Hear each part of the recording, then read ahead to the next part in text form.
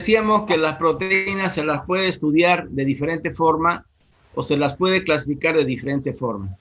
La anterior semana hemos visto la clasificación de las proteínas de acuerdo a su función, ¿no es cierto? De acuerdo a su importancia biológica. Hemos visto enzimas, hemos visto transporte, contráctiles y la principal función estructurales. Luego también hemos visto que las proteínas están formadas por aminoácidos. También hemos visto la clasificación de los aminoácidos de acuerdo a su forma, ¿no? Alifáticos, aromáticos, heterocíclicos, y de acuerdo a su importancia, que eran aminoácidos esenciales y no esenciales, ¿no? La presencia de los aminoácidos esenciales hace que la proteína sea de mayor valor biológico, ¿sí? Eso ya vimos la anterior semana. Ahora vamos a ver otro tipo de clasificación de las proteínas. Ahí está en la pizarra. Vamos a ver dos formas más de clasificar o de estudiar las proteínas, como ustedes quieran. Seguimos entonces, ¿ya? Entonces, fíjense, tenemos las proteínas globulares, ¿sí? Vamos a estudiar las proteínas de acuerdo a su forma molecular. ¿Qué forma molecular? ¿Cómo es molecularmente una proteína? Hay dos grupos, las globulares y las fibrinosas o fibrosas. Las globulares, si tienen la forma de un ovillo, de una esfera, de un óvalo, es decir, la cadena polipeptídica se va formando, van formando ovillos, ¿sí? Esa es la forma globular, como un globo, como una esfera, como un ovillo, como un óvalo, como quieran. Esa forma tienen estas proteínas globulares.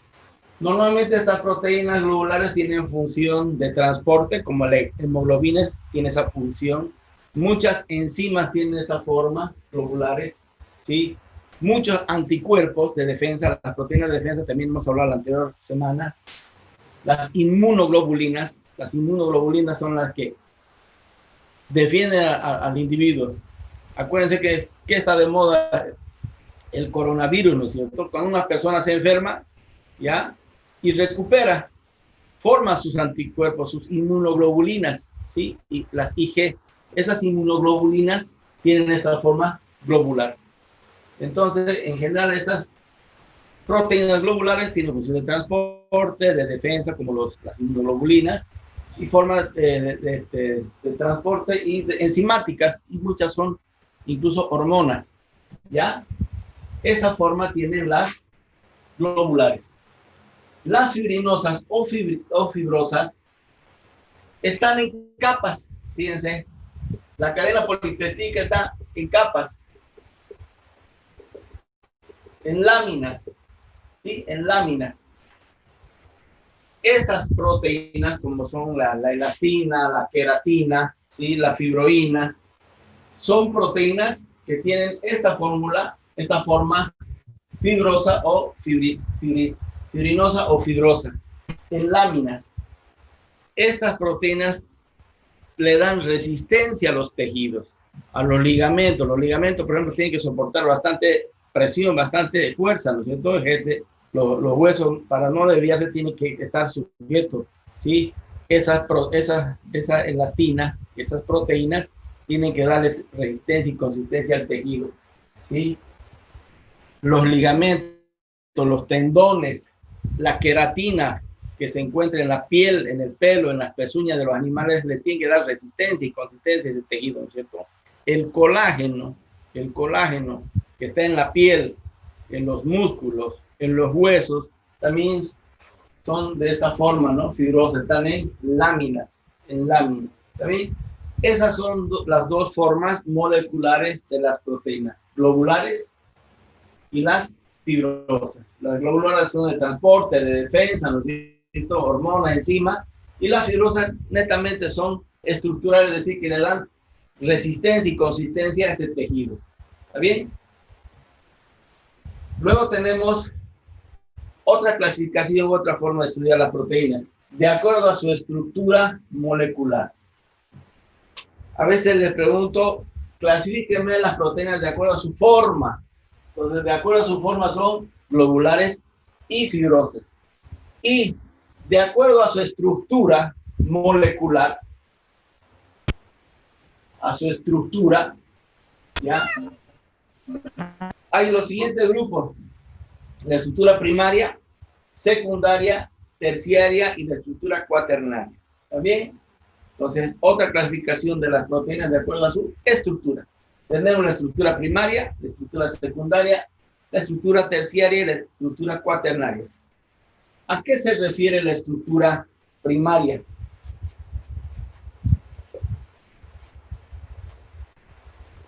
Cuando se habla de estructura primaria de las proteínas, se refiere al número y la secuencia de aminoácidos. ¿Qué quiere decir? Toda proteína tiene un número determinado. Ya están estudiados, la estudian muchas proteínas. Por ejemplo, la insulina. Pongamos un ejemplo, la insulina. Diremos que la insulina tiene 50 aminoácidos. ¿Ya? Es un ejemplo, ¿ya? 50 aminoácidos. ¿Qué quiere decir? ¿Qué es de la estructura primaria de la proteína que es la insulina? Es una hormona. Tiene que tener 50 aminoácidos.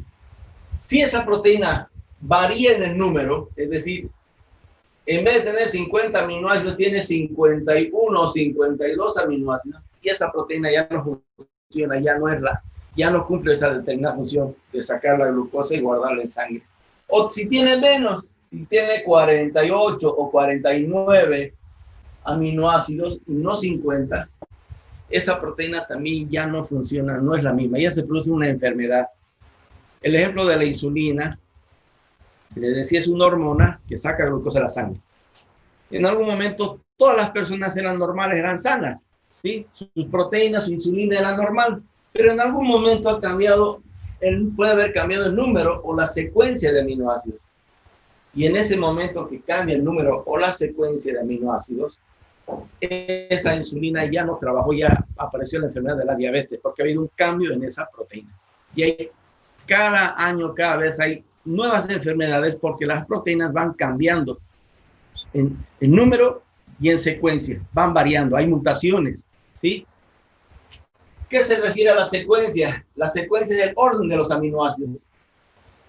Ustedes saben que las proteínas son aminoácidos, más aminoácidos, más aminoácidos, más aminoácidos. Por decir, de estos 50 aminoácidos de insulina, esta será alanina, serina, valina, leucina, isoleucina, histidina, será arginina, treonina, etc. Tiene una secuencia, un orden.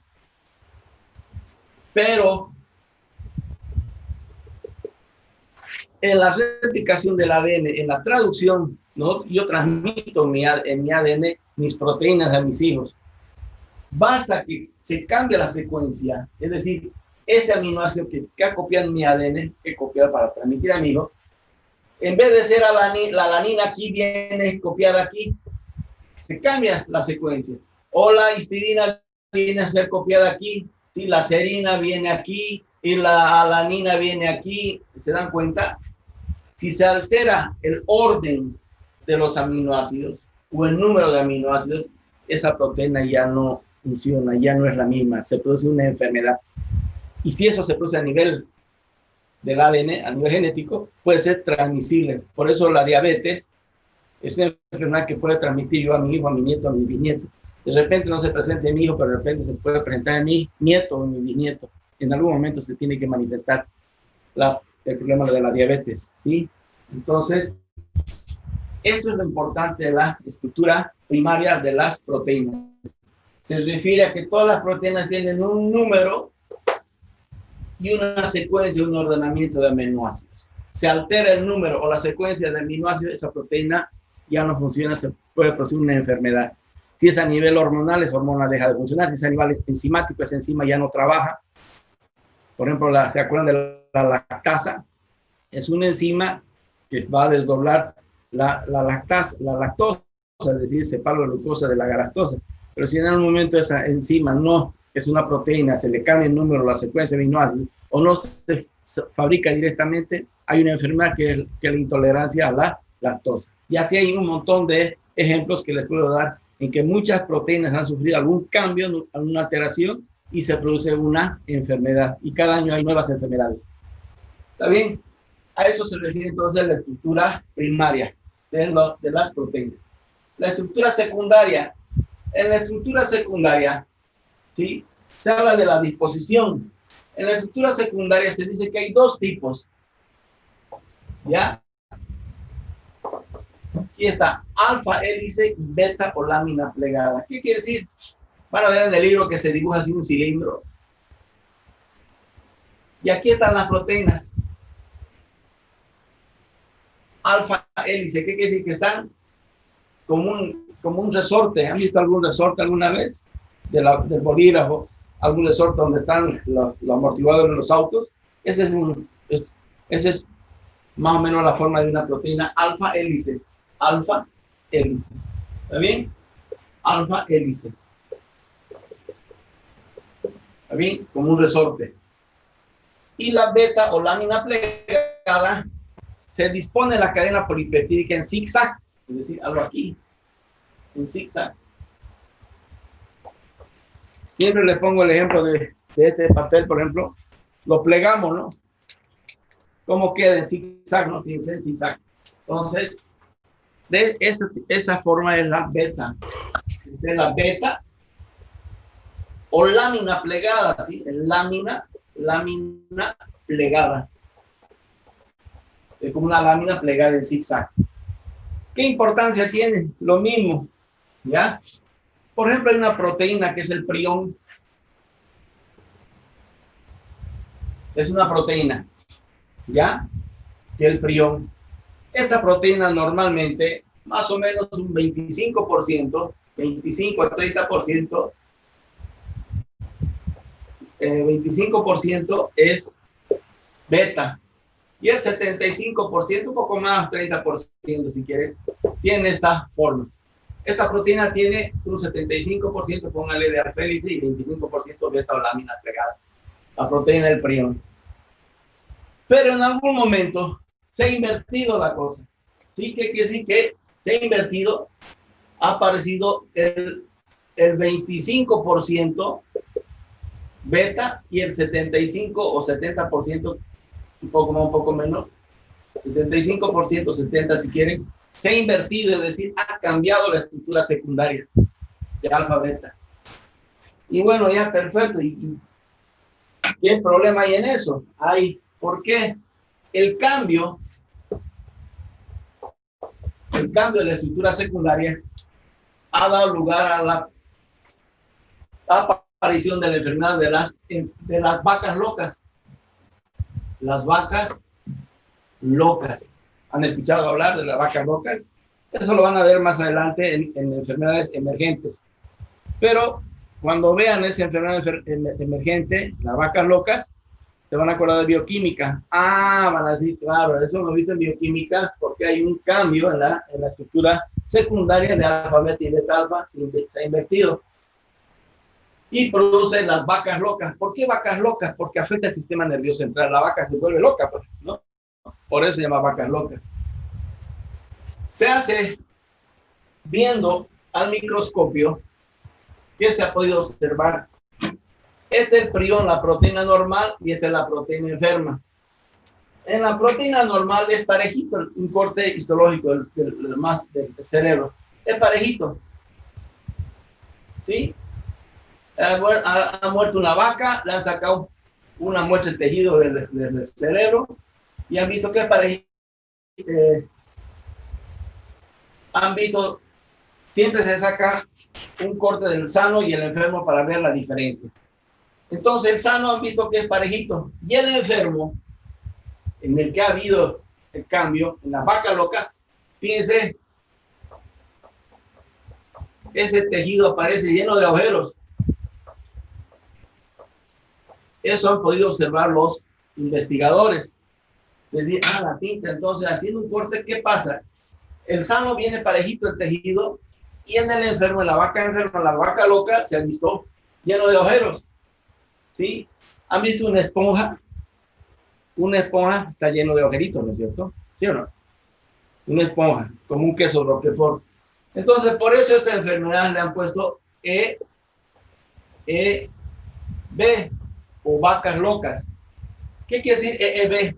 Encefalopatía, enfermedad del encéfalo, del tejido nervioso, espongiforme, porque tiene forma de esponja, ¿sí? Espongiforme. Bovina, porque lo han estudiado en los bovinos. Esa es la famosa enfermedad de las vacas locas, o EEB, encefalopatía, no se olviden, enfermedad del encéfalo, sistema nervioso central, espongiforme porque tiene forma de esponja viendo al microscopio, bovina porque se lo ha descubierto en bovinos, ¿sí? Esta es la famosa enfermedad vaca loca. Dense cuenta, todas las enfermedades tienen un principio bioquímico. Ahí están viendo el principio bioquímico que ha pasado en la enfermedad de la vaca loca. Esa proteína que es el prión ha cambiado su estructura secundaria, ¿sí? Y se ha producido la encefalopatía espongiforme bovina o vacas locas. Esa es la famosa vaca loca o encefalopatía espongiforme bovina. ¿Está bien? Ya está la estructura secundaria. Vamos con la estructura terciaria. ¿A qué se refiere la estructura terciaria? A la disposición tridimensional de las proteínas. ¿Qué quiere decir? Las cadenas polipeptídicas están enrolladas en alfa hélice, ¿está bien? Pero van sufriendo algunas acodaduras y contorsiones. ¿Han visto esas mangueras? La manguera se va formando acodaduras, ¿no? O contorsiones, ¿sí? Entonces, a eso se refiere a la estructura terciaria, a la disposición tridimensional. ¿Está bien? Entonces, esta proteína tiene que tener esa forma, esa estructura terciaria estable. ¿Ya? Entonces, como toda proteína tiene que mantener su forma, su función y su estructura, y su secuencia aminoácida. El rato que se altera la estructura terciaria, se puede provocar una enfermedad o se puede desnaturalizar esa proteína, es decir, que pierde su forma natural y su función natural. Ya hay algunas fuerzas que mantienen constante esta estructura terciaria. ¿Sí? Hay algunos factores, algunas fuerzas que mantienen constante. ¿Qué quiere decir? Que esta proteína, no sé, esta cadena polipeptídica con la de aquí, tiene que estar parejitas, no tienen que acercarse mucho ni alejarse, porque se deforma esa proteína, ya se pierde la estructura terciaria. Entonces hay algunas fuerzas que mantienen constante, estable esta estructura terciaria. ¿Cuáles son? Aquí está, fuerzas de atracción o repulsión. Fuerzas de atracción o repulsión. Acuérdense que los aminoácidos tienen carga positiva, el grupo amino, y el grupo carboxilo tiene carga negativa, ¿no es cierto? ¿Sí o no? Entonces, dense cuenta, cargas diferentes se atraen, ¿no? Y cargas iguales se repelen. Entonces, estas fuerzas de atracción o repulsión, que se llaman fuerzas electrostáticas porque tienen carga eléctrica positiva y negativa, no dejan que esta cadena, que esta estructura se junte o se separe más de la cuenta. Esas fuerzas mantienen constante esa forma. Les repito, no dejan que se deforme esa proteína. No dejan que se acerquen mucho, que se peguen o que se alejen mucho. Entonces, esos son los factores que mantienen constante la estructura terciaria. ¿Está bien? Fuerzas de atracción o repulsión, o las cargas electrostáticas, ¿sí? Los aminoácidos tienen carga positiva y carga negativa. El grupo amino NH tiene carga positiva. El grupo carboxilo de aquí, de esta otra cadena, tiene carga negativa. Entonces se atraen. ¿Sí? Entonces las cargas positivas y negativas no dejan que se apegue mucho o que se aleje mucho. No dejan que se deforme esa estructura terciaria de esa proteína. Luego tenemos los puentes de hidrógeno. Acuérdense que tanto el grupo carboxilo como el grupo amino tiene hidrógeno. Entonces, fíjense, entre esta cadena y esta cadena se forma un puente de hidrógeno. ¿Sí? Es un puente. Ese puente no es lo mismo, no deja que se deforme la estructura terciaria. Es un puente que no deja que se pegue mucho o se aleje mucho. Entonces, son puentes de hidrógeno. ¿Sí? Luego tenemos la presencia de cadenas hidrófilas hidrófobas. Hay como la alanina, que son cadenas hidrófilas, y otras como la treonina, que son hidrófobas. Entonces, esas fuerzas ya no dejan tampoco que se apeguen mucho ni se alejen, no dejan que se deformen. ¿Está bien? Las fuerzas de la presencia de cadenas hidrófilas hidrófobas. apego, fobia, miedo al agua. Entonces, depende, como las proteínas están en el medio acuoso, entonces estas presencias de cadenas hidrófilas y hidrófobas no dejan que se deforme la estructura terciaria. Luego también están las fuerzas de Van der Waals, que son fuerzas de atracción mutua, es decir, que va a haber una atracción mutua entre esta cadena y esta cadena. Esas son las fuerzas de Van der Waals, ¿sí? Pues lo mismo, estas fuerzas de Van der Waals no dejan que se apeguen ni se alejen mucho, mantiene constante la estructura terciaria. Y por último están los puentes disulfuro. Disulfuro quiere decir dos azufres. Acuérdense que hay aminoácidos que tienen azufre, como la metionina, la cisteína. Pónganse que este aminoácido de esta cadena polipeptídica tiene azufre. La metionina y la cisteína de esta otra cadena de abajo también tiene azufre. Entonces, forman un puente disulfuro de dos azufres, como la metionina y la cisteína. Entonces, estas son las fuerzas que mantienen constante la estructura terciaria, es decir, las podaduras y las contorsiones. No deja que se deforme la proteína en su estructura terciaria. Les repito, ¿cuáles son esas fuerzas? Las fuerzas de atracción o repulsión, cargas positivas o negativas, ¿no es cierto? No deja que se acerque mucho ni se aleje mucho. Segunda, puentes de hidrógeno. ¿Sí? Entre esta cadena y esta cadena se forma un puente de hidrógeno, no deja que se deforme la estructura terciaria. Luego la presencia de cadenas hidrófilas, hidrófobas, hidrofilia, apego al agua, hidrofobia, miedo, rechazo al agua. Entonces, tanto arriba como abajo hay cadenas hidrófilas, hidrófobas que no dejan que se alejen mucho ni se acerquen mucho, es decir, que no se deformen. Apague su micrófono. Y luego tenemos los puentes disulfuro, que es esta cadena de aquí arriba con la de aquí abajo, aportan azufre cada uno, ¿sí? Un azufre la metionina, un azufre la cisteína, por decir, forman un puente disulfuro, es decir, de dos azufres. ¿Está bien? Y en la estructura cuaternaria se refiere a que hay más de dos cadenas polipeptídicas, es decir, es similar a la estructura terciaria, solo que es como si yo agarrara, escúcheme, 4 marcadores, ¿sí? 4 marcadores. Y voy haciendo lo mismo, ¿no? Hazlo aquí.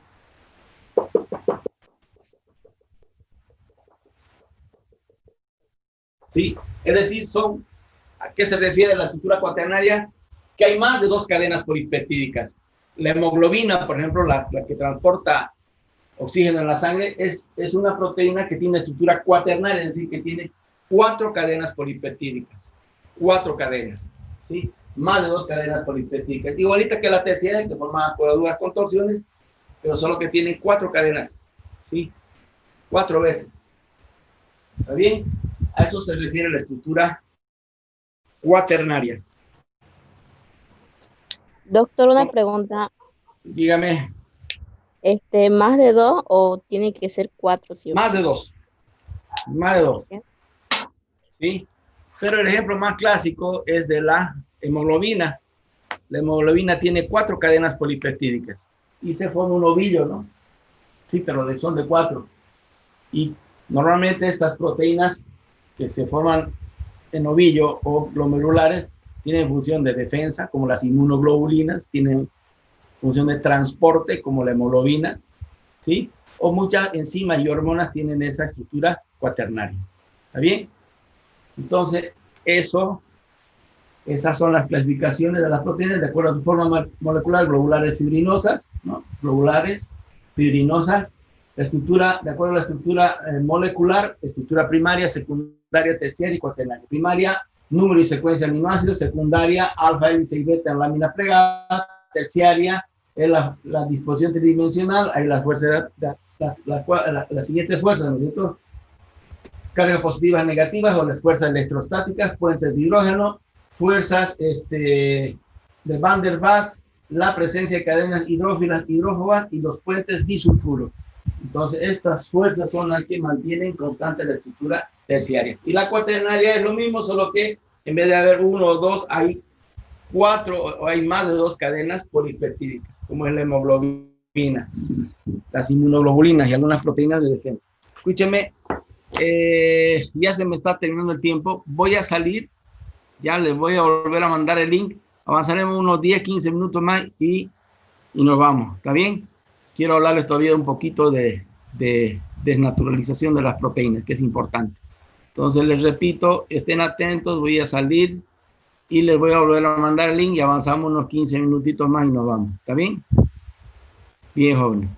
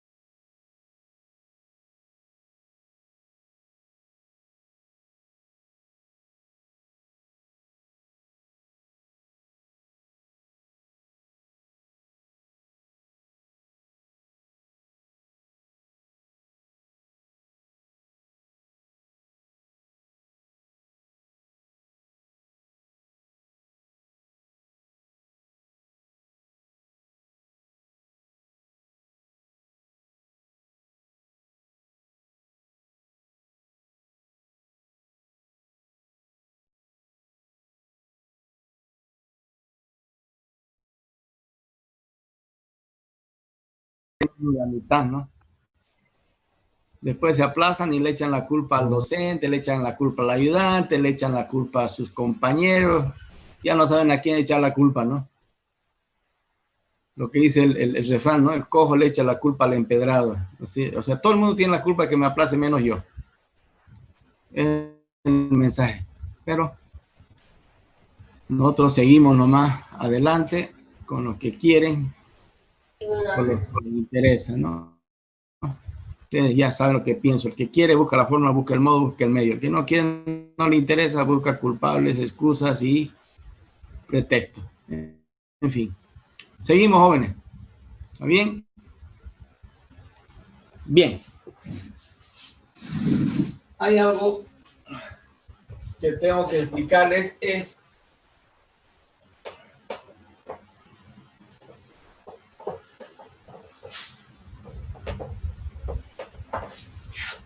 la desnaturalización de las proteínas. Desnaturalización.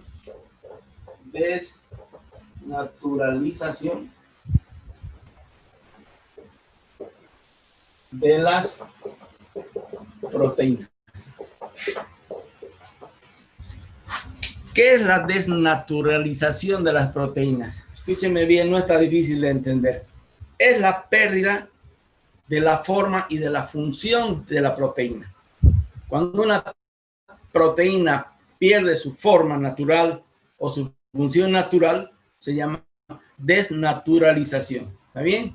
Esa es la desnaturalización. Cuando una proteína pierde su forma natural o su función natural. ¿Y qué factores hacen que esa proteína se desnaturalice? Sí, hay diferentes factores físicos. Por ejemplo, el frío intenso, el calor intenso. ¿Sí? ¿Qué quiere decir? Si esa proteína se enfría o se calienta, se desnaturaliza. ¿Está bien? La temperatura de un individuo va a ir de acuerdo a la especie, ¿no es cierto? Por decir, hablaremos de perros. En un perrito la temperatura es 37, 38 grados, ¿no es cierto? En cachorros puede llegar hasta 39,2. Ya, perfecto. Pero ¿qué es lo que pasa cuando sube más la temperatura?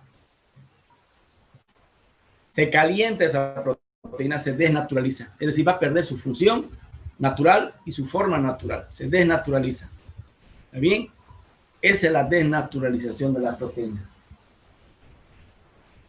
Por ejemplo, si se enfría o se calienta, se desnaturaliza. Puede ser reversible, es decir, puede haber una renaturalización, quiere decir que cuando el frío no es muy intenso ni el calor no es muy intenso, esa proteína recupera, retoma su forma y su función natural. Esa es la renaturalización. Siempre y cuando el frío no sea muy intenso o el calor no sea muy intenso.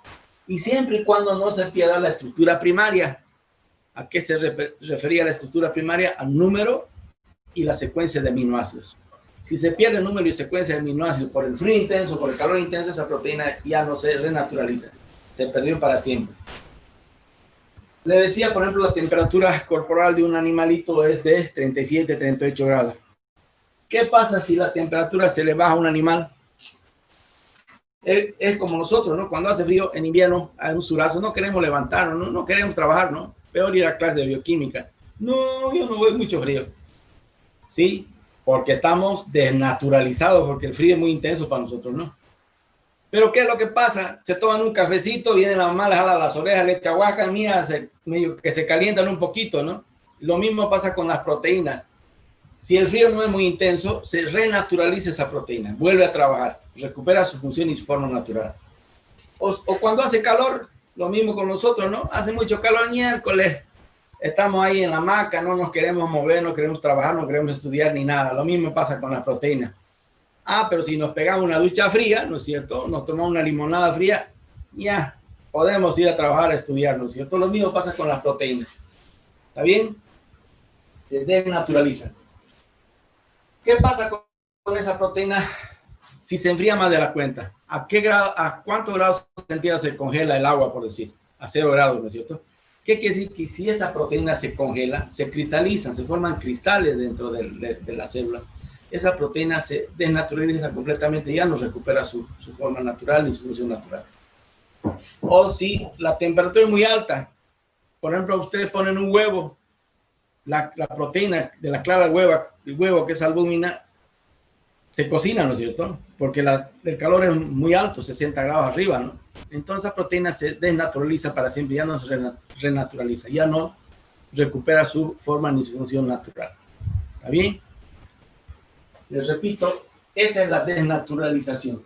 Un ejemplo más le daré, siempre le doy el mismo ejemplo.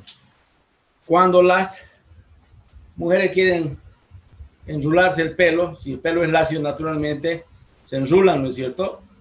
¿Qué hacen? Le ponen ruleros y ponen calor. Ese calor va a desnaturalizar esa proteína, ¿sí? De pelo lacio lo vuelven crespo a la fuerza, pues, ¿no? Hay una desnaturalización de esa proteína. Pero como no se ha quemado esa proteína, el calor no es muy intenso, al cabo de una semana, 2 semanas, esa proteína se renaturaliza, retoma su forma y su función natural. Se vuelve lacio otra vez, ¿no es cierto? Entonces, un ejemplo de la renaturalización. ¿Está bien? Lo mismo con el calor. Si el calor es muy intenso, ya no se renaturaliza esa proteína. Hay algunos factores más, como la radiación. Las radiaciones muy intensas puede alterar la estructura primaria de la proteína, ya no hay renaturalización. Las radiaciones, le decía, muy fuertes, que cambian la estructura primaria, no producen, ya no se puede renaturalizar. La presión, una presión intensa de esa proteína, también una alta presión, altas presiones, pueden desnaturalizar permanentemente esa proteína. ¿Está bien? Los químicos. Normalmente son los ácidos y los álcalis. Las sustancias ácidas pueden desnaturalizar esa proteína. Hacen que pierda su función y su forma natural. O los álcalis, ¿sí? Mientras no es muy fuerte el ácido o el álcalis, esa proteína se renaturaliza. Pero si es muy intenso el ácido, y muy fuerte el ácido de 1 a 2, esa proteína se cocina, ya no se renaturaliza. ¿Cómo producen? A ver, escúchenme, ¿cómo hacen el ceviche? ¿Con qué cocinan? No lo hierven, ¿no es cierto? ¿Qué le ponen? Limón. ¿Y el limón qué es? ¿Qué tiene? Ácido cítrico. Es un ácido tricarboxílico, es uno de los más fuertes. Entonces, ese ácido la va a desnaturalizar completamente a la proteína porque su pH es bajísimo, es muy ácido. Va a cocinar esa proteína ya no se renaturaliza. Es una manera de cocinar, digamos, químicamente en forma ácida el ceviche de pescado, ¿no es cierto? ¿Está bien? O el álcali. Si el álcali, la sustancia alcalina es muy fuerte, como la potasa sódica, la potasa cáustica, la soda cáustica, con lo que limpian y desinfectan los baños, ¿no es cierto? Hay ácido nítrico, que es ácido, y las sustancias alcalinas son la soda cáustica, la soda cáustica, que es la más conocida, que es sumamente alcalino, desnaturaliza completamente esa proteína. ¿Bien? Siempre les hablo del pH, ¿no? ¿Qué es el pH? El grado de acidez o alcalinidad. Va de 0 a 14. 0 porque hay algunas sustancias que tienen menos de 1, o sea, 0,8 es su graduación, menos de 1, algunas sustancias, ¿no? Muy ácidas. El neutro es el 7, ¿no? Dense cuenta, el pH de la mayoría de las proteínas está alrededor del 7 neutro, ¿no? Un poquito más abajo, un poquito más alto, pero neutro. Pero ¿qué es lo que pasa? A toda proteína, bajen el pH de 5, bajen el pH de 5, se desnaturaliza completamente y esa proteína no renaturaliza. ¿Sí? O suban el pH de 8 o 9, pónganle, de 9 arriba, esa proteína ya no renaturaliza. ¿A qué quiero llegar? Los virus, el virus del coronavirus que está de moda, ¿no es cierto? Ese virus tiene proteína, le he explicado la anterior clase, que hay la proteína S de espiga, spike, ¿no? Que es la parte de la espiga, una cabecita, es la que introduce y se pega a la célula sana. Esa proteína, por ejemplo, si ustedes le echan ácido, una sustancia ácida, el limón, por ejemplo, el ácido acético, van a echarle ácido, que es un pH bastante ácido, y esa proteína la desnaturaliza, o sea, lo van a matar al virus, van a inactivar su proteína. O súbanle de 9, ¿con qué se utiliza? ¿Qué recomienda para el coronavirus? Lavandina, ¿no es cierto? El pH de la lavandina, pues arriba de 9, es decir, ese virus échenle lavandina, la van a desnaturalizar sus proteínas, ¿sí? Hemos dicho que hay como 4 proteínas, la S espiga, que está en la espiga de la proteína, esa bolita que sale como corona, la proteína E de la envoltura, la proteína M de la membrana y la proteína N de la nucleocápsida. Entonces, tanto las sustancias ácidas como las sustancias alcalinas intensas destruyen la proteína, la desnaturalizan completamente, ¿ya? Sustancias muy ácidas o muy alcalinas. Por eso que el pH para mí es importante desde el punto de vista bioquímico. No hay bacteria, no hay virus que aguante un pH ácido menos de 5, es decir, 2, 3, como el ácido clorhídrico, el ácido acético, ¿sí? El ácido clorhídrico, o el pH arriba de 9, como es la lavandina, como es la cal, que es el carbonato de calcio. Por eso desinfectan los corrales con cal viva, ¿no es cierto? Que es el carbonato de calcio, le echan agua y como si estuviera hirviendo. Entonces el pH es altísimo, o sea, no hay virus, ni bacteria, ni hongo que aguante el medio muy ácido o muy alcalino. Entonces esa es la famosa desnaturalización de las proteínas. Es la pérdida de la forma y de la función natural de una proteína. ¿Está bien? Luego vamos a entrar ahora a hablar de otra clasificación de las proteínas.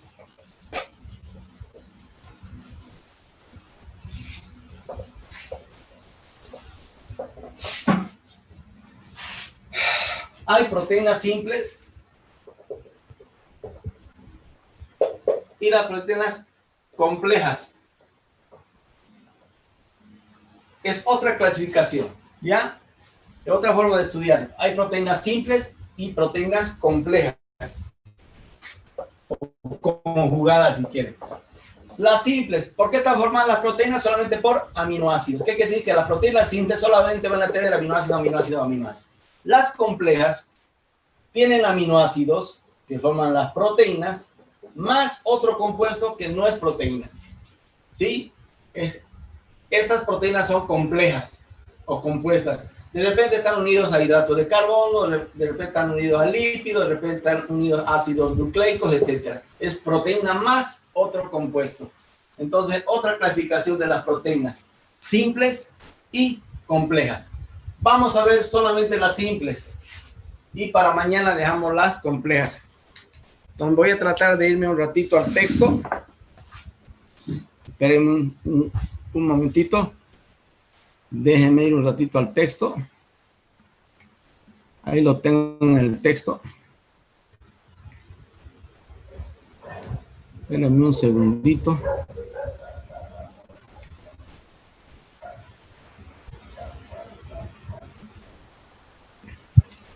Vamos a poner compartir pantalla.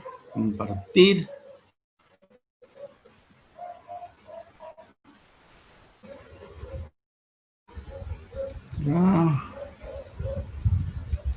Ya, vámonos al texto. El texto de bioquímica. Este texto ya saben, lo tienen todos y sin ningún costo. Sus compañeros lo han de pasar. Es el resumen de Antonio Blanco. El textito que yo lo elaboré. Bueno, en realidad todos los docentes tenemos, ¿no? El texto guía. Es el resumen de Antonio Blanco. Yo no he inventado nada, ¿no? Yo no inventé nada.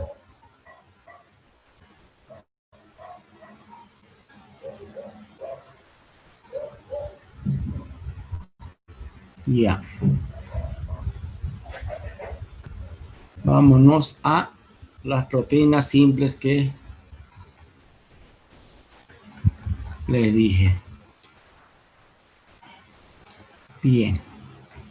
Fíjense, aquí está en el texto. En la página 128 por si acaso, ¿ya?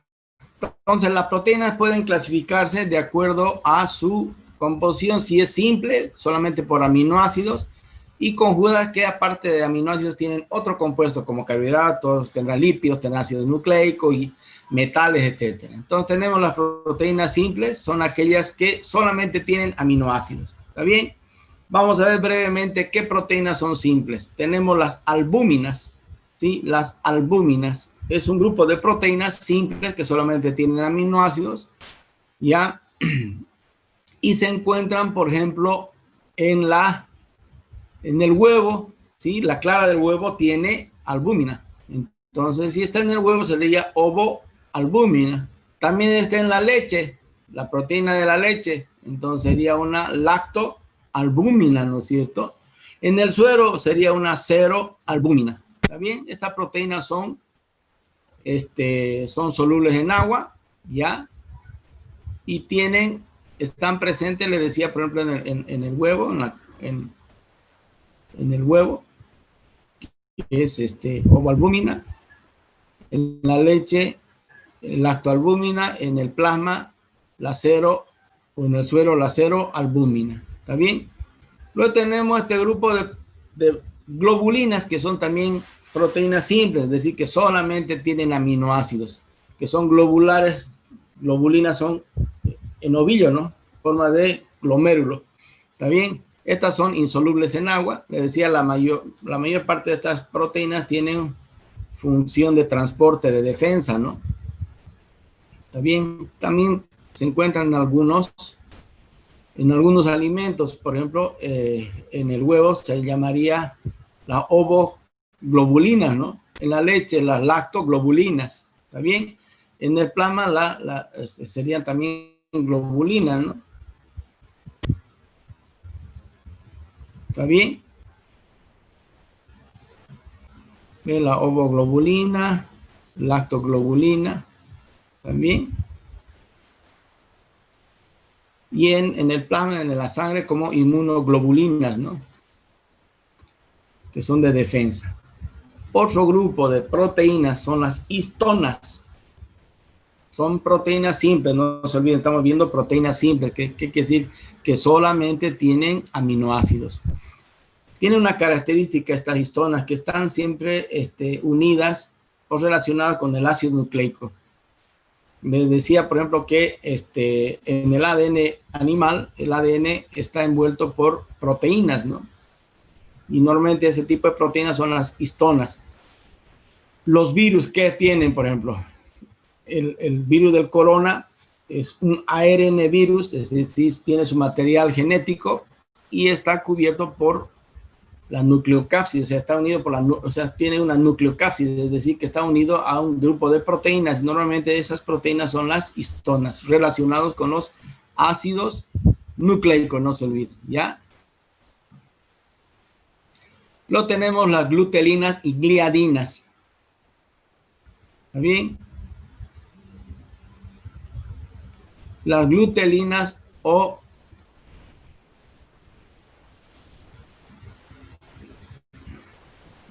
gliadinas. Estas se encuentran en algunos alimentos. Por ejemplo, en la harina, ¿ya?, de trigo, con la que se hace pan, hay gliadina, ¿sí? Luego tenemos la proteína del maíz, que se llama ceína. ¿Está bien? Entonces, son proteínas que son simples, es decir, que solamente tienen aminoácidos. Bien, este grupo es importante, el de las escleroproteínas. Del grupo de las proteínas simples, que solamente tienen aminoácidos, este grupo es importante, siempre les pregunto en el examen. Estas escleroproteínas son proteínas insolubles. Es malísima, pero esta. Y le dan, apague su micrófono. ¿Ah? Apague su micrófono. Creo que sí, Por el pago de la clase. Este grupo de escleroproteínas No te las cuento. Ya la vi. son proteínas La vi en Facebook, la vi. que le dan resistencia y consistencia al tejido. Hay 3 proteínas de este grupo. Fíjense, el colágeno, la ¿Qué película esta, no ves? la queratina y la De inicio. elastina. Yo no la terminé, no la vi desde el inicio. Sí. Cuando él le comienza a pasar comida a ella. Apaguen su micrófono, jóvenes. Aquí se escucha todo lo que están hablando ahí de cine y de películas. Apaga tu micrófono, por favor. Fuera de contexto. Por favor, jóvenes, apaguen su micrófono. Me están haciendo perder el hilo. Bueno, ya no me acuerdo si estoy grabando o no estoy grabando, para que vean. Si no estoy grabando, ni modo. Entonces decía, de este grupo de las escleroproteínas, son proteínas que le dan consistencia. El colágeno, que se encuentra en el músculo, en los músculos, en los huesos, en la piel, ¿sí?, en los tendones, son del grupo de las escleroproteínas, ¿sí?, le dan consistencia y resistencia a los tejidos. Otra proteína que es una escleroproteína es la queratina. La queratina se encuentra en la piel, pelo, pluma de los animales, en los cuernos, en las pezuñas está la queratina. ¿Dónde se ve la salud del animal? Siempre le digo, en el pelaje, ¿no? Si un animal tiene el pelaje brilloso, bonito, que está sano, ¿no? Si el pelo del animal está hirsuto, que se llama el término hirsuto, desordenado como sucio, ese animal no tiene buena alimentación de proteína, está enfermo, está malnutrido. ¿Dónde se ve la belleza del ave? En las plumas, ¿no es cierto?, de las aves. Si vemos una ave que tiene las plumas brillosas, coloridas, es que está sano porque tiene buena cantidad de proteínas que son las queratinas, ¿no?, lo que le da la salud a la pluma. Y la belleza de la ave, les repito, se ve en las plumas, ¿no? En los machos, por ejemplo, el plumaje es importante. ¿No han visto a los pavos reales cuando tienen sus plumas? Son espectacular, ¿no es cierto? ¡Qué miércoles! Qué grandes las plumas, coloridas. Quiere decir que ese pavo real está sanito. Sus proteínas, sus escleroproteínas están funcionando al pelo. Entonces no va a faltar la hembra que le mira bonito, pues, ¿no? Esa característica tienen las aves, ¿sí? En los machos, la belleza está en las plumas. ¿Está bien? A diferencia de nosotros los humanos, ¿no? En los humanos las mujeres son las más bonitas, pues la belleza está en las mujeres, digamos, ¿no? Pero en el hombre, no, cuanto más feo, más hermoso, pues, ¿no? Pero en las aves al revés. Cuando el plumaje es más colorido, más brilloso, ese animal es más hermoso y va a traer más hembras, ¿sí? Eso, ¿quién le da? Las proteínas, la buena calidad de proteínas. ¿Y qué proteínas? La queratina, ¿está bien? Luego teníamos, les decía, el colágeno que se encuentra, digamos, en los tendones, en la piel, ¿sí? ¿Quién no ha comido una gelatina de pata, no? ¿Han visto la gelatina de pata? Tiene, pues, proteínas del tipo de las escleroproteínas que son las que contienen colágeno, ¿no? Por eso ahí recomiendan comer siempre gelatinita de pata por el colágeno, para mejorar la piel, ¿no? ¿No han visto esas, tan de moda las tabletas, los polvitos con colágeno para tomar? Eso, ¿qué les mejora? La elasticidad de la piel, los huesos, la articulación, les mejora el pelo a los que están perdiendo el pelo, a los calvos, por eso recomiendan colágeno, ¿sí? Entonces, una proteína sumamente importante porque es una proteína netamente estructural, que está en el pelo, piel, pelo, más quiero decir, músculos, articulaciones de los animales. Y la otra es la elastina, que le da la elasticidad a los ligamentos, ¿no es cierto? A los ligamentos, los tendones, le da la elasticidad a la elastina. ¿Está bien? Y a esto lo vamos a dejar para mañana, el grupo de las proteínas conjugadas, que ya son proteínas complejas conjugadas, que son proteínas más otro compuesto. Entonces eso lo dejamos para el día de mañana a la misma hora. Y con esto estaríamos terminando, jóvenes, hoy, la clase de hoy. ¿Está bien? Entonces, mañana nos estamos viendo. Voy a dejar de compartir. Y vamos a finalizar la clase y nos vemos el día de mañana, jóvenes. ¿Está bien? Dense cuenta, y ya solamente 24 participantes, ya van, en vez de subir, van bajando. Después no se quejen que se aplazan, ¿no? No le echen la culpa al docente, no echen la culpa al internet, no le echen la culpa a sus compañeros. Pero, para los que quieran, mañana nos vemos en clase. ¿Está bien, jóvenes? Está bien, doctor, que le Sí, vaya está bien. bien, doctor. Está bien, Nos vemos doctor. el día de Está bien, mañana. gracias, doctor.